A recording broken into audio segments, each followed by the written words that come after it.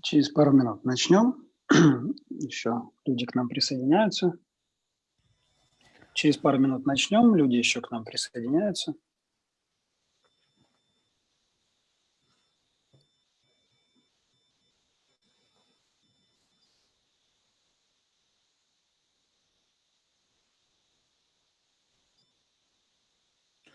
Don't forget to like NK Institute and give us a review on Facebook, a good one. Не забудьте оставить нам хороший отзыв на Фейсбуке.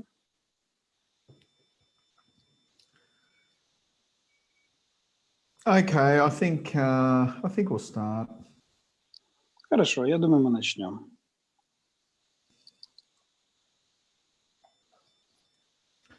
Good evening, everyone, and welcome to the third in the series of the lockdown webinar series. Итак, всем добрый вечер и добро пожаловать на этот третий в серии вебинаров в заперти. So tonight we're going to be talking about chronic inflammation.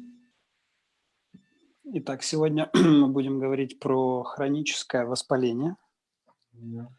We'll be talking about how we go about resolving inflammation. Мы поговорим о том, как мы можем решать эту проблему воспаления. And then we'll also be looking at some kinesiology as well. И также мы посмотрим на кинезиологию этой проблемы.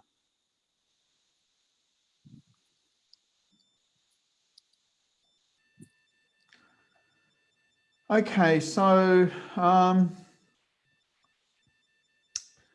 inflammation. Итак, воспаление. So there are three stages of inflammation. Итак, у воспаления есть три стадии или три этапа. We'll be looking at the different types of macrophages. Мы рассмотрим несколько разновидностей макрофагов. And the difference between macrophages in the pro-inflammatory stage and the pro-resolving stage. И мы рассмотрим различия макрофагов в разных стадиях воспаления. Стадия превоспаления, стадия разрешения воспаления. We'll be looking at when they're in the resolving phase, the special hormones they release called specialized pro-resolving mediators. Мы рассмотрим специальные гормоны, которые выделяются в фазе разрешения, которые называются специализированные медиаторы про разрешение. We'll be looking at the fatty acid precursors for the specialized pro-resolving mediators. Мы рассмотрим precursors. Даша? Precursors, it's what's made into them, what it's made from.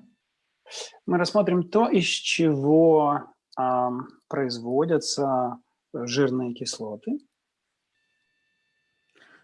We'll look at some NK acupressure formatting. Мы рассмотрим форматирование акупрессуры.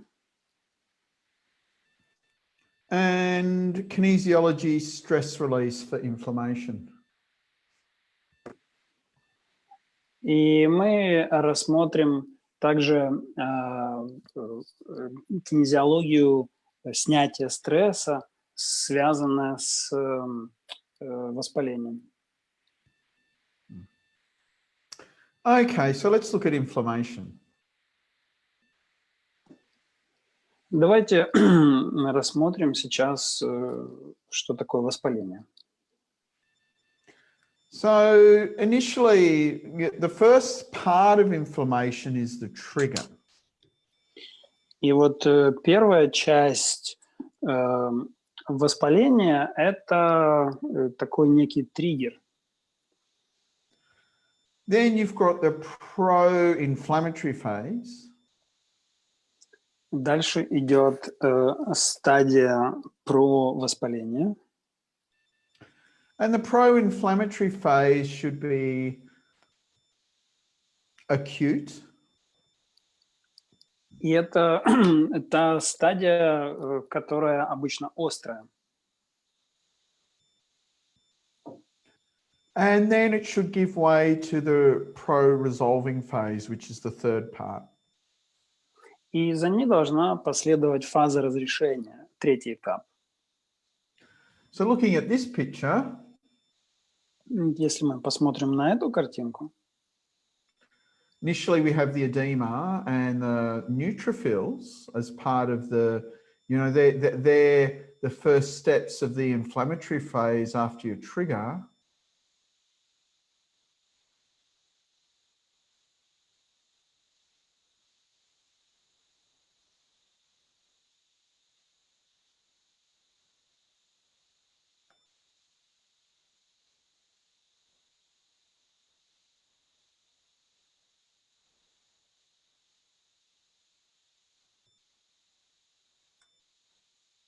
Okay, haven't got a translator anymore. Okay, just English.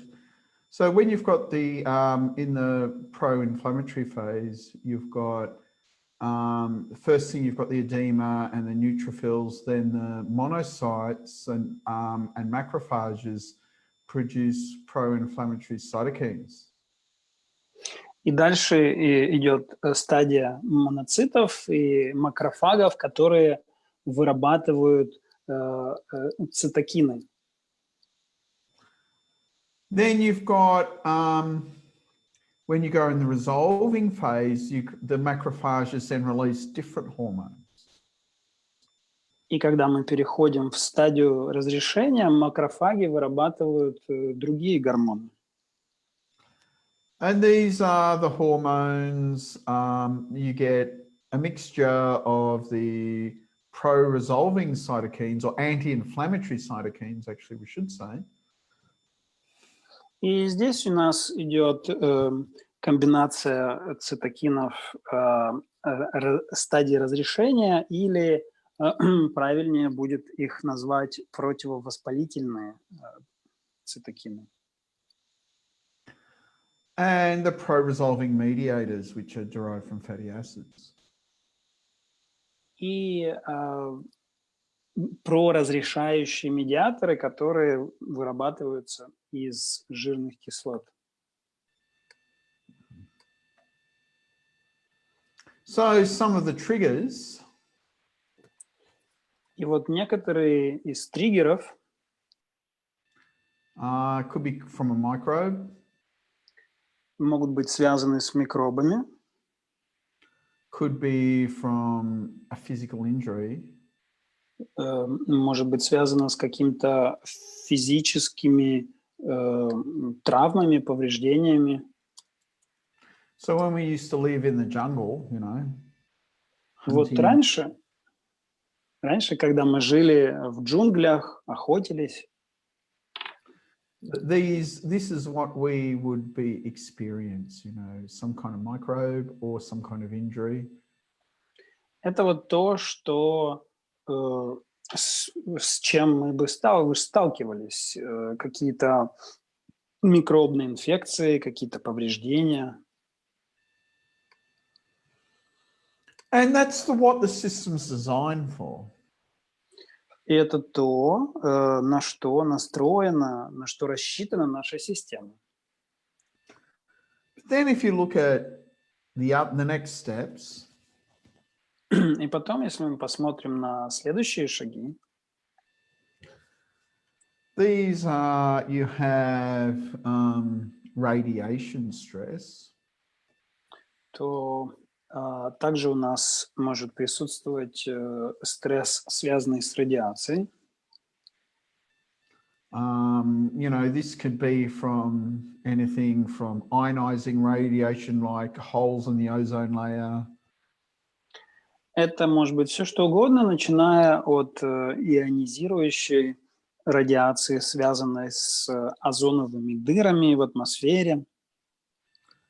You could have things like microwaves with all the, different microwave technologies. Также это может быть связано с различными микроволнами, различными технологиями, основанных на микроволнах. Then we've got here psychological stress, which is the most important stress marker is perceived stress. And any psychologists will know about that and the perceived stress scale. And it's really what's important is how much stress the person perceives there is. И дальше у нас идет психологический стресс, связанный в основном с так называемым воспринимаемым стрессом. И это самое важное, как любой психолог вам может сказать, насколько человек чувствует, воспринимает, что он находится под влиянием стресса. Then you've got very vigorous physical activity. Дальше у нас идет такая очень интенсивная физическая нагрузка. Leaky gut, obesity. Дальше идет ожирение, протекающий кишечник. Then we go, so that's the trigger. That's what triggers the inflammatory response. И это вот те триггеры, которые могут вызывать, провоцировать реакцию воспаления. Then you've got the pro-inflammatory phase. Дальше следующая фаза идет фаза воспаления. And what's really important about inflammation is it should be acute. И вот очень важно понимать одну вещь, связанную с воспалением, что это воспаление должно быть острой, эта фаза должна быть острой. So you get edema. Например, если у вас случается эдема, so it's basically swelling, so a lot of liquid comes into the area, all the capillaries swell, so all the cells can get in, so you get like a swelling going on. Вот когда что-то опухает, много жидкости туда приходит, все эти капилляры воспаляются. Then you also get pain. It gets sore and tender, and this is a mechanism to make you take care of it, not overwork it, because if you've got swelling somewhere, the idea of pain is to get you to not use it. И также там появляется боль, и эта боль, идея этой боли заключается в том, чтобы вы поберегли, не использовали эту часть тела, где вот происходит какое-то воспаление и припухлость. Then you've got neutrophils coming. И дальше там приходят нейтрофилы. The so-called M1 macrophage. Так называемые макрофаги M1. And the M1 macrophage produces pro-inflammatory cytokines. И эти макрофаги вырабатывают противовоспалительные цитокины. Then the pro-resolution phase. И дальше идет стадия разрешения. This is where you get the so-called M2 macrophages producing the pro-resolving mediators. И это та фаза, где вырабатываются так называемые M2 макрофаги и медиаторы разрешения. Neutrophils. Итак, нейтрофилы. They're the first cells to the side of the inflammation. They're like the guys, they get in there, go, inflammation, inflammation, let's get this on the way. И нейтрофилы – это вот те, кто первые оказываются в месте воспаления. Это те, кто говорят, ага, воспаление, воспаление. They activate macrophages so-called into the so-called M1 state via this cytokine called interleukin 12, which is actually, this whole idea is actually a little bit controversial, but doesn't matter. И вот именно они активируют макрофаги вот в состоянии М1, используя интерлюкин 12. И вот эта идея, она немножко такая противоречивая, но неважно. They release hormones called cytokines and chemokines. Они выделяют гормоны, которые мы называем цитокины и кемокины. And chemokines are the ones that bring the macrophages in.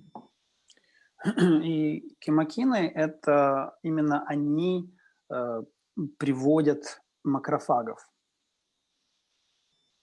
And they also release the cytokines, which are pro-inflammatory, so they keep the inflammation going. И также они вырабатывают воспалительные цитокины, то есть они продолжают это действие этого воспаления, они его поддерживают. And they also express these receptors called toll-like receptors, which are heavily involved with the inflammation. Также они выделяют вот эти рецепторы, так называемые toll-like рецепторы, которые связаны с воспалением. Okay, so here we go. We've got a couple of interesting models about the macrophages, and certainly I learn a lot when I write these, like this webinar, and also also have a one-day course on the chronic inflammation resolution pathways as well. И мы сейчас рассмотрим несколько видов макрофагов, и это очень интересно. Я тоже многому сам научился, когда писал вот этот вебинар, и также у меня есть отдельный однодневный курс на тему разрешения воспаления. So the first model is this first one here, where you've got the monocyte-derived macrophages. Итак, первое у нас здесь идут макрофаги, которые производятся моноцитами. And they come from the bone marrow. Они приходят из костного мозга. So the monocytes are derived in the bone marrow, and they float around the blood, sort of doo-dee-doo, doo-dee-doo. И вот они производятся, вырабатываются в костном мозге и путешествуют по кровеносным сосудам. And when there's, you know, they just sort of like float around, sort of chilling out, being pretty cool. И вот они путешествуют по вот этим вот кровеносным каналам, и такие они себе расслабленные. And then when there's an inflammation, И когда появляется воспаление, they go someplace они куда-то идут. and they're converted into macrophages. И они превращаются в макрофагов. And they're specifically, and so they're called monocyte-derived macrophages, and so they produce, they're involved with the pro-inflammatory response. И это вот эти макрофаги, связанные с моноцитами, они связаны со стадией воспаления, про воспаление. Then you've got what's called the tissue resident macrophages. Dальше у нас идут так называемые тканевые макрофаги. So these are developed when you're like a yolk sac or a fetus. So very early in your development, they are actually developed. Они вырабатываются, когда вы были еще в стадии зародыша, то есть очень-очень рано. And they're developed very early in development and then go to the tissue, reside there and self-proliferate your whole life. И потом вот из этих самой начальной стадии они остаются, переходят в ваши ткани, и там размножаются сами в течение всей вашей жизни. So it's pretty interesting. Now, the other model of the M1, M2, the problem with this is that this model is only being described in vitro and not in vivo.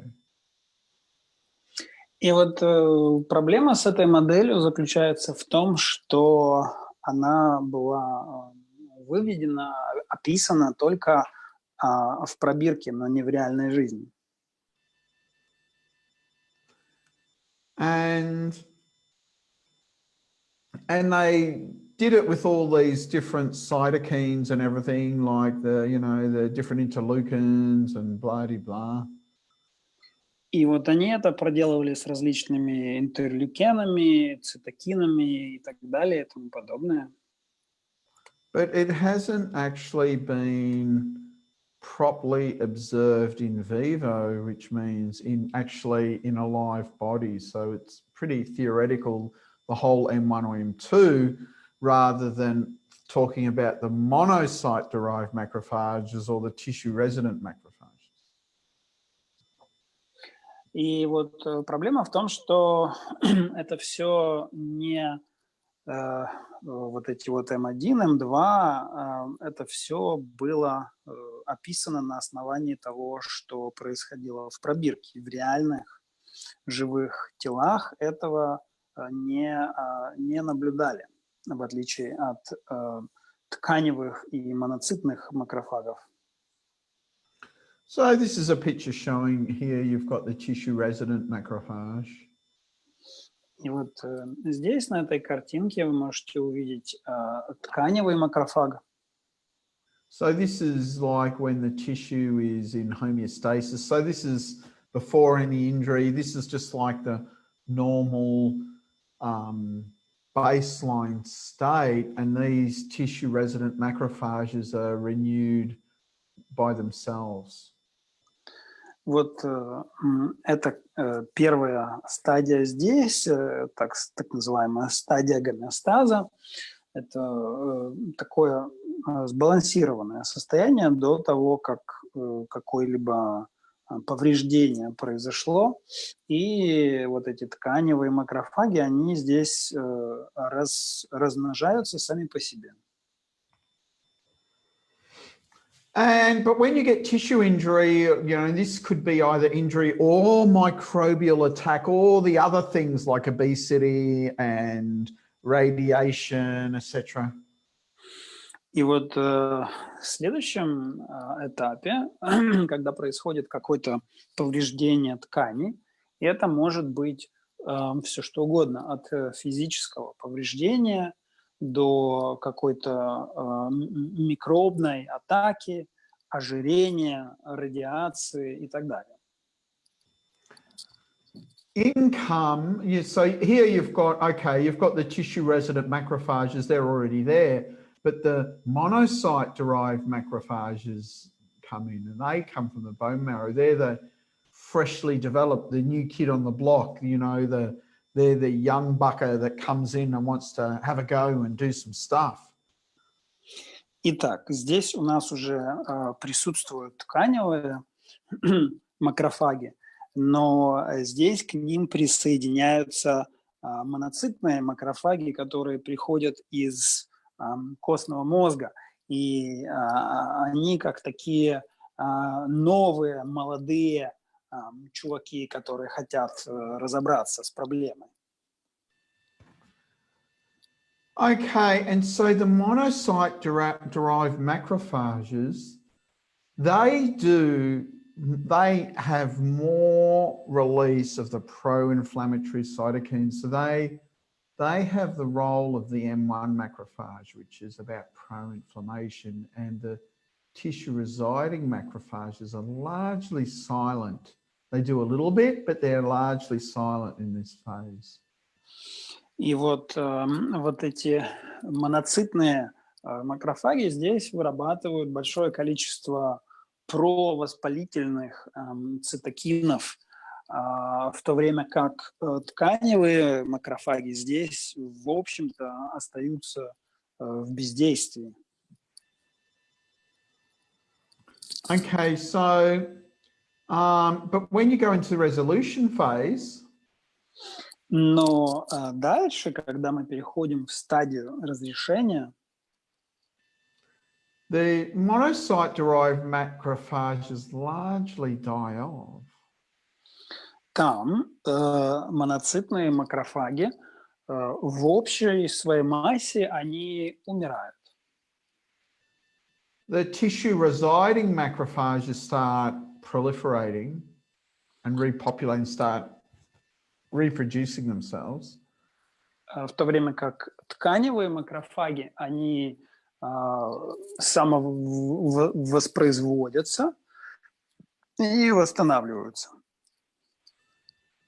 And so then the tissue-residing macrophages, they have largely they have the function of the M2 macrophage. So they produce a lot of the anti-inflammatory cytokines and the pro-resolving mediators. И то есть тканевые макрофаги здесь, в общем-то, играют роль макрофагов M2 и вырабатывают противовоспалительные цитокины. And what happens with the monocyte-derived macrophages? Вот что происходит с моноцитными макрофагами? They actually start to resemble, they transform into the tissue-residing macrophages. So they, you know, if you can't beat them, you join them. And so they then transform into this and join the population of the tissue-residing macrophages, which once you get into resolution and that's finished, you go back to homeostasis here. Вот эти моноцитные макрофаги в этой стадии здесь начинают превращаться в тканевых макрофагов. То есть из серии, если не можешь их победить, присоединись к ним. И таким образом тело возвращается в гомеостаз.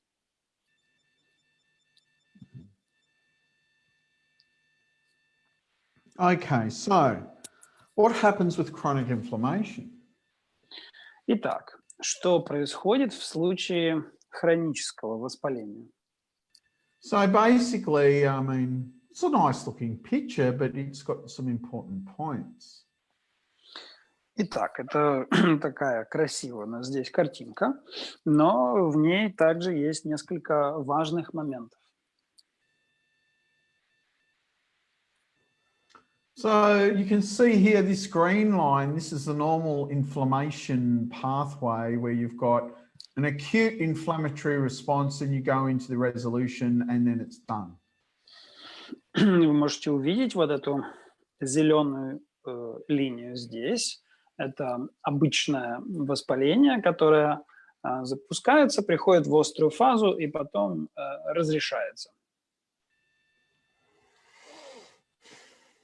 But if you look at the chronic inflammation, the resolution phase doesn't complete and you stay in this kind of inflammation. So you're in this chronic inflammation producing the pro-inflammatory cytokines, and so you stay in this constant state of like this. Но вот что происходит в случае с хроническим воспалением, это то, что вот эта стадия разрешения, она как бы не завершается. И мы оказываемся снова вот в этой стадии воспаления, она возобновляется, и провоспалительные цитокины продолжают вырабатываться, и мы остаемся вот в таком застрявшем как бы положении.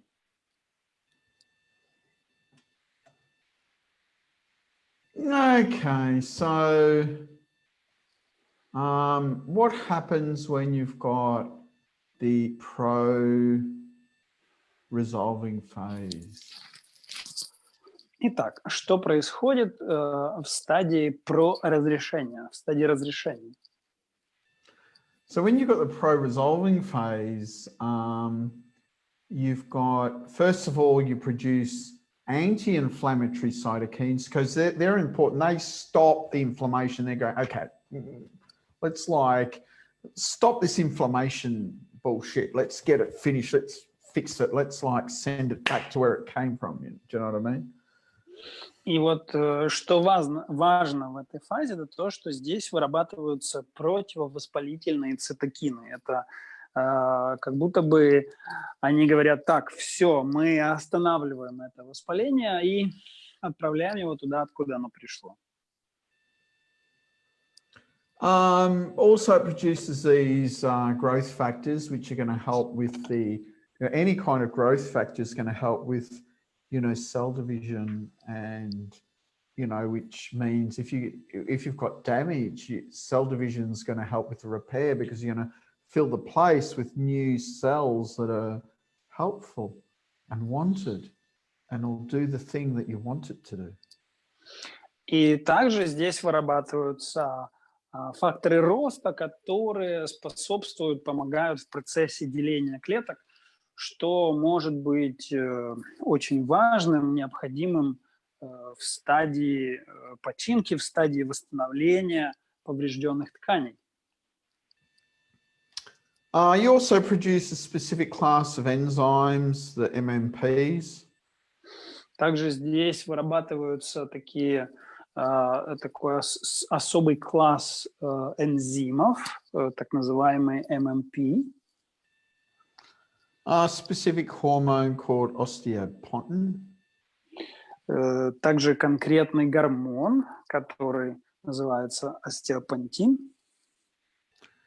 And a class of fatty acid derived hormones, which technically are part of the prostaglandin class of hormones called the specialized pro-resolving mediators.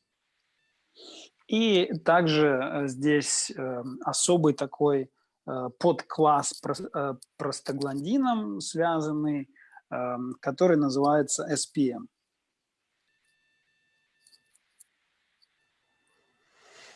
And these are derived from specific fatty acids.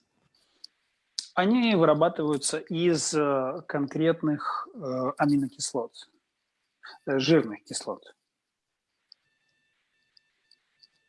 Okay, so you've got arachidonic acid. Итак, первая у нас идет арахидиновая кислота. That's actually omega-6. И это, по сути, омега-6. But most of the arachidonic acid-derived hormones are pro-inflammatory. Only 2, lipoxin A and B, are pro-resolving. И большинство этих гормонов, они провоспалительные, только 2 из них являются антивоспалительными. Then you've got these 3 guys down here, DHA, DPA, and EPA. They're all omega-3. And they're, you know, that's why your omega-3 fatty acids are really good for you, because they will help you produce the pro-resolving mediators which work against inflammation. И вот эти следующие 3 кислоты здесь, это все омега-3. И это вот то, почему омега-3 для нас полезны, потому что все это связано с противовоспалительными гормонами. Okay, so let's look at fatty acids. Давайте рассмотрим жирные кислоты. So that's what a fatty acid looks like. Это то, как жирная кислота выглядит. Over here, this here is called carboxylic acid, the C with the carbon with a double bond oxygen and the OH group, and you get this on amino acids as well, the same acid group. So that's what makes it an acid. Вот здесь у нас идет карбоксилиновая кислота с двойными связями. Это вот и с группой OH. Это вот то, что делает ее кислотой.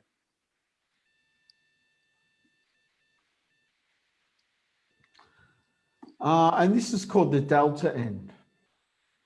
Вот эта часть здесь называется дельта, сторона дельта. And that's important because a lot of enzymes, when they add a double bond in, they call it, maybe it's called delta 5 desaturase, which means 1, 2, 3, 4, 5. It would put a double bond here on the 5th carbon. So. И это важно, потому что когда, допустим, появляется какая-то там пятизначная кислота, то она добавит вот в пятый углерод добавит вот эту двойную связь. Then this end is called the omega end.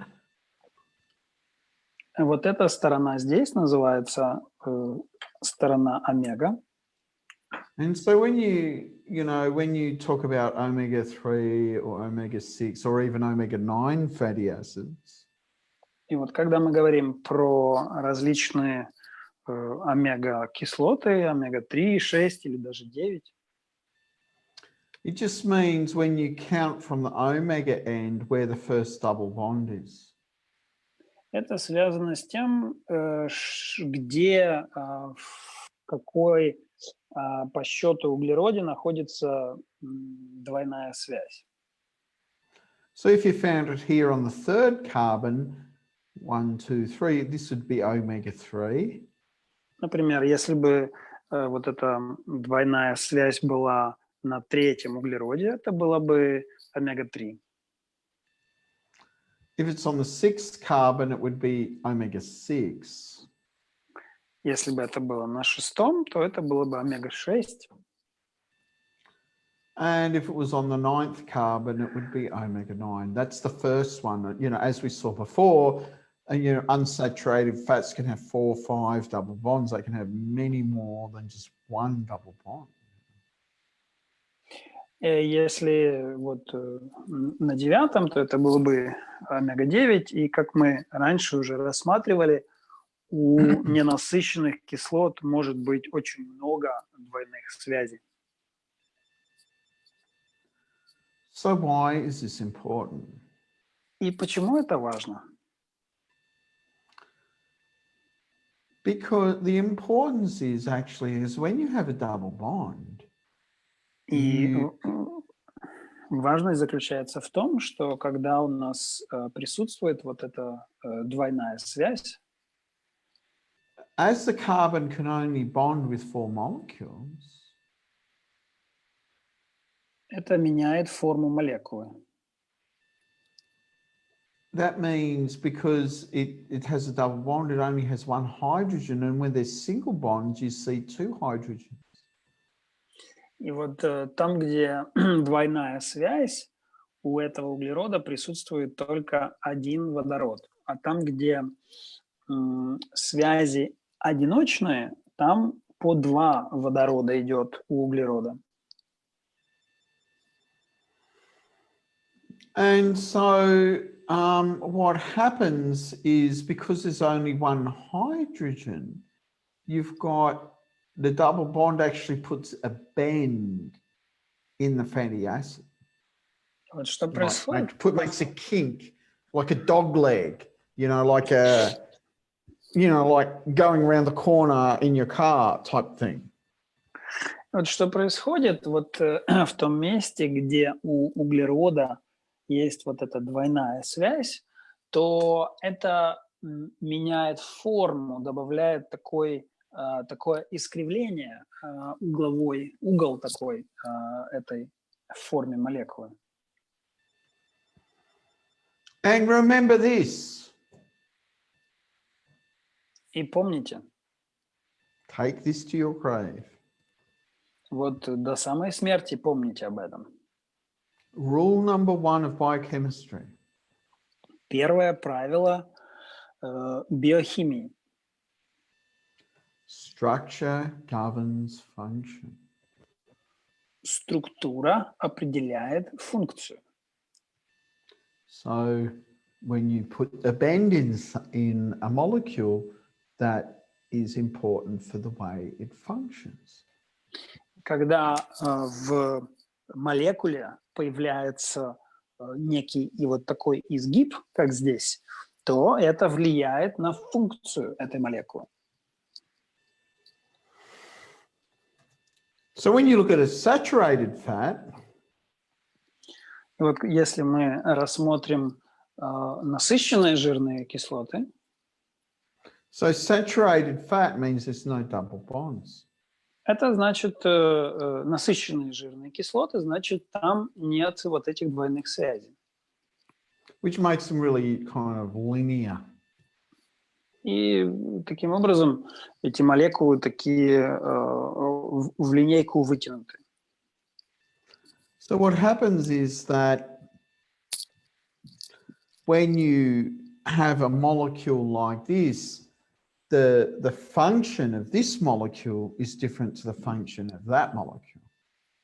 Таким образом, когда у нас вот такая форма молекулы есть, то, соответственно, функция этой молекулы будет отличаться от функции молекулы с изгибом. And why is that important? И почему это важно для нас? Because in all the cells in all your body, Потому что во всех клетках вашего тела, in all the cells in all your body, you have the fatty acids in the cell membranes. Every cell full of phospholipids. It's a fatty acid with a phosphate group attached to it. Потому что во всех клеточках вашего тела присутствуют жирные кислоты. Это на поверхности ваших клеток в виде фосфолипидов. Это жирные кислоты с фосфором.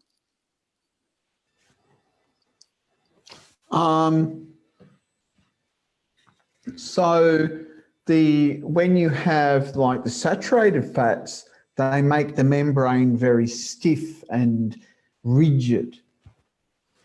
И насыщенные жирные кислоты, они делают мембрану ваших клеток такой очень твердой, не гибкой. So rigid they are. And when they're like this, because it makes a lot of space between them, they're more flexible and fluid. So having unsaturated fat in your membranes makes your membranes more active and function the way they're supposed to function. А когда на поверхности ваших клеток, в мембранах преобладают ненасыщенные жирные кислоты, то благодаря вот этой своей структуре они делают ваши клетки, мембраны ваших клеток гораздо более гибкими и текучими, и тогда клетки функционируют гораздо лучше, так как это было задумано. Okay, then you got the cis-trans thing. И дальше мы рассматриваем вот эти трансжиры. And this is when this could only happen in an unsaturated fatty acid. И это может происходить только с ненасыщенными жирными кислотами. And what happens is, you know, when you've got a cis, which is the good ones, when you've got a double bond, the hydrogens are on the same side, and so you get a bend in the fatty acid like we saw here, a bend, because the hydrogens are there, no hydrogens here. It's a bend because they bend it. И вот когда у нас происходит вот такая трансжирная кислота, то вот там вот эти два добавочных водорода, они тоже создают такой изгиб в структуре молекулы.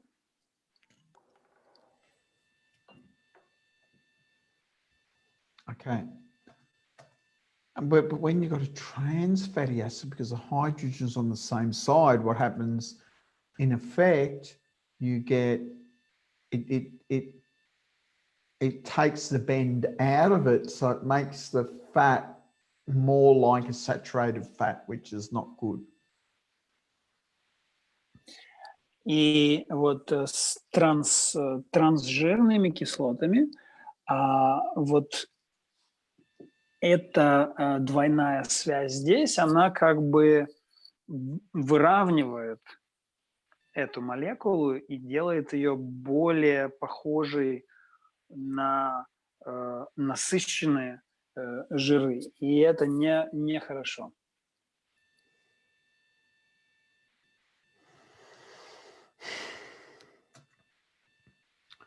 Okay, so these are the list of the specialized pro-resolving mediators, or the SPMs. И здесь у нас список вот этих специализированных медиаторов про разрешение, SPM. And you can see here, lipoxin A and B are derived from arachidonic acid. И здесь мы можем увидеть, что липоксин А и Б вырабатываются из арахидиновой кислоты. Then you've got these different omega-3, DHA, DPA, and EPA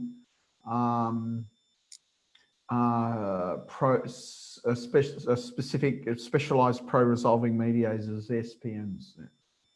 Дальше у нас идут специализированные медиаторы из омега-3, DHA, DPA и EPA. Okay, so what's important is to understand the different, you know, like from these three distinct fatty acids, you have specific enzymes that are involved in the pathways to develop the distinct pro-resolving mediators. И вот что здесь важно, это то, что из этих трех конкретных видов жирных кислот вырабатываются специальные энзимы, которые потом создают вот эти медиаторы про разрешение.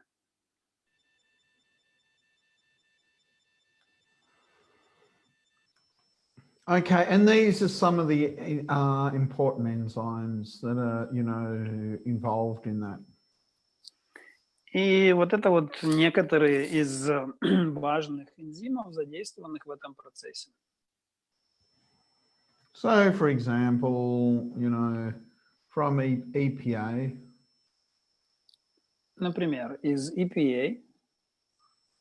You got these different resolvins. You get 3 resolvins from EPA. У нас вырабатываются вот эти 3 медиатора. And you can see here, this is a 5 lipooxygenase here. Здесь у нас идет 5 липооксигеназа. This is the COX-2, which is cyclooxygenase. Здесь у нас идет COX-2, это циклооксигеназа. And so here's some of the DHA pathways. Здесь у нас идут некоторые из путей DHA. And what's interesting, you look at this, you can see how the double bonds put the bends in the fatty acid. So that's pretty cool, I reckon. You can see this. There's 6 double bonds, 22 carbons, 6 double bonds. It's awesome. Здесь можно увидеть вот эти двойные связи и как они создают вот эти изгибы в молекуле. Здесь 22 углерода и 6 двойных связей. And here you've got the 15 lipoxygenase, and down here the 5 lipoxygenase. Here you've got various resolvins, and you can see they've got these hydroxy groups added on. This one's got 3. Здесь можно увидеть различные резолвины с гидроксигруппами. Вот у этого, например, 3. Oh, another picture of the EPA and DHA pathways. Unfortunately, even though we've got the DPA resolvins, you don't find these charts. People don't seem to be interested in them. But you know me, I like to have the complete story, so I'm interested in the DPA pathways. И вот здесь у нас идет пути EPA и DHA, в то время как у нас также есть еще DPA, и почему-то люди обычно не интересуются им. Но вы знаете меня, я люблю всегда докапываться до полной истории.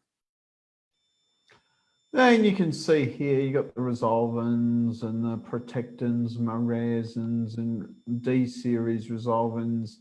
So they're all like, different parts, different production of the different special SPMs for the pro-resolution phase from these 2 fatty acids, but also apply to the DPA as well.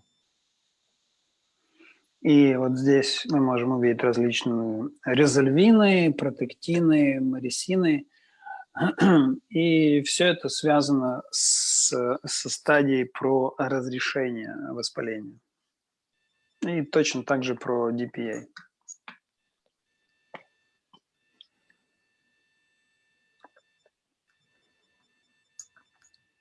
Okay. And just some interesting information. This is from the omega-3 and omega-6 pathways. И вот еще немного интересной информации про пути омега-3 и омега-6. And here you've got alpha-linolenic acid, which is omega-3. Over here, omega-6 is linoleic acid. И вот здесь у нас идет альфа-линоленовая кислота, это омега-3, и линоленовая кислота справа, это омега-6. You see the same enzymes work.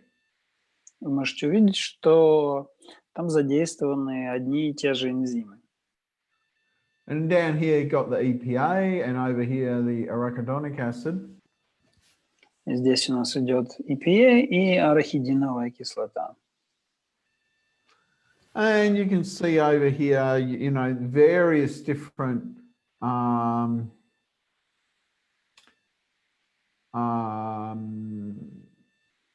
hormone classes are developed, but these ones over here are more resolving, and these ones over here are more pro-inflammation. И также вы можете видеть, что слева они в основном связаны с разрешением, а справа с воспалением. So that's the theoretical part of it. Итак, это теоретическая часть этой темы. So how are you going to actually balance it and work with kinesiology? И как мы будем на самом деле балансировать это и работать с кинезиологией? So of course, if you want to have all the in-depth stuff, you would do my one-day workshop on this topic. Конечно же, если вам интересно получить полную глубинную информацию на эту тему, то вам стоит пройти мой однодневный семинар. Which, believe me, it's really new. I've only ever taught it once, which was only just 2 weeks ago. И это очень новый семинар. Я всего лишь однажды его уже давал.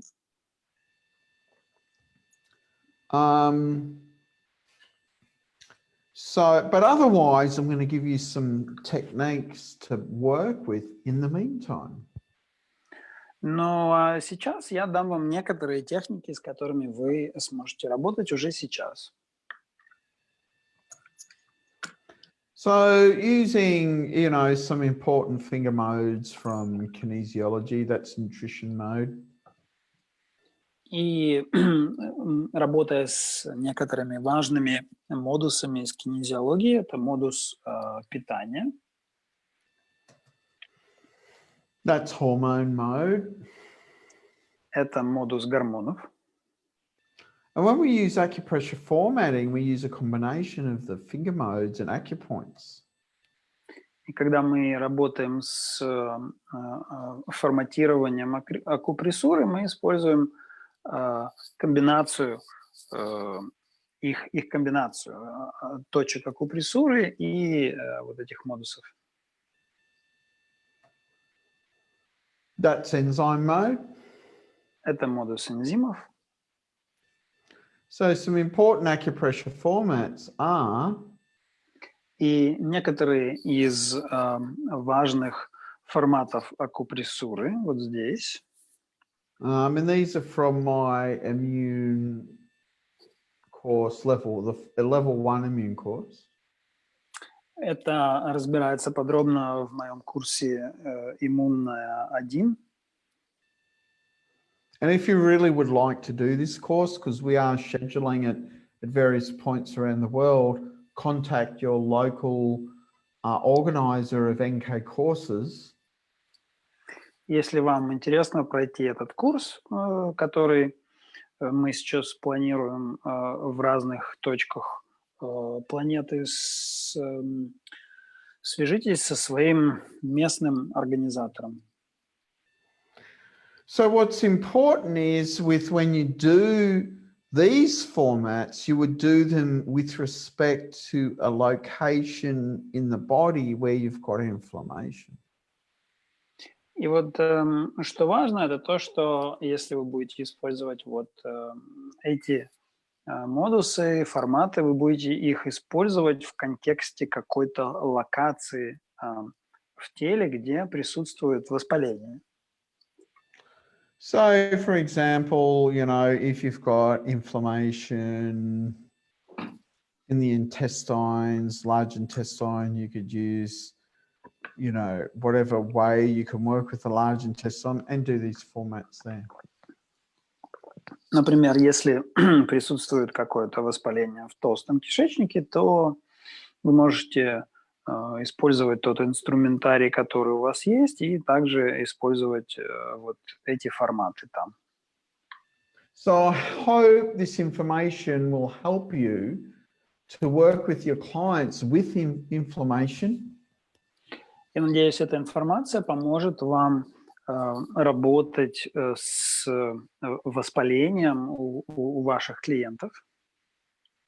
And if you would like to know more about this kind of work, I would urge you to contact the local organizer from wherever you're from that organizes the NK courses. Если вам интересно углубиться, поглубже познакомиться с этой работой, я рекомендую вам связаться с вашим местным организатором курсов НК. So I'd like to thank you all for coming along and listening to me tonight, or this morning, or this afternoon, wherever you are in the world.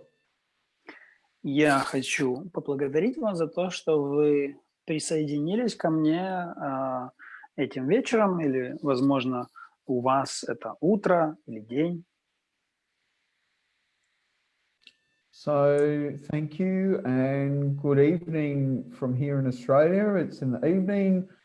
Good afternoon if you're in Europe. И спасибо еще раз, и хорошего вам вечера из Австралии, или хорошего вам утра, если вы в Европе.